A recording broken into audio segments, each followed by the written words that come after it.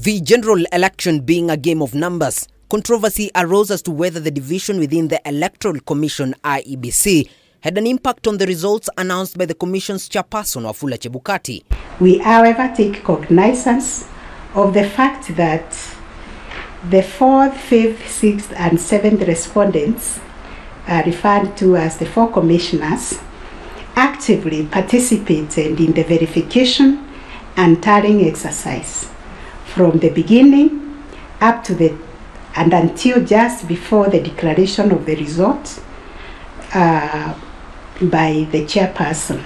The Supreme Court in its judgment, however, noted that while the power to verify and tally presidential results do not rest on the chairperson, the power to declare the results are vested in the chairperson, not as an individual but as a delegate of the commission, and hence the results were announced in accordance to the law. In view of the foregoing, we are satisfied that notwithstanding the divisions apparent between the chairperson and the 4 commissioners, IEBC carried out the verification, tallying and declaration of results in accordance with Article 138(3)(c) and 10 of the Constitution.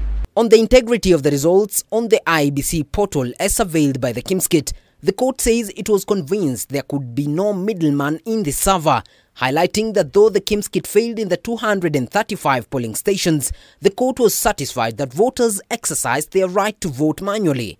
While confirming that Forms 34A sampled match what was recorded at the polling station, the court dismissed the petition alleging interception and interference of the forms in cahoot with IEBC officials. Evidence was presented to support the allegation that Forms 34A presented to agents differed from those uploaded to the public portal.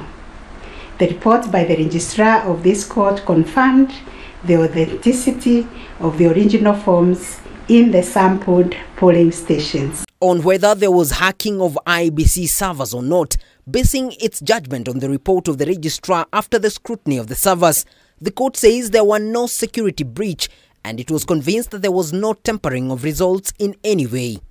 A review of some of the logs presented as evidence of staging showed that they were either from logs arising from the 2017 presidential election or were outright forgeries. In our considered view, there was no evidence of a man in the middle server configured to the IEBC's VPN network, and no evidence was produced to show that the chairperson of IEBC and staff were part of the arranged conspiracy to stage the transmission process.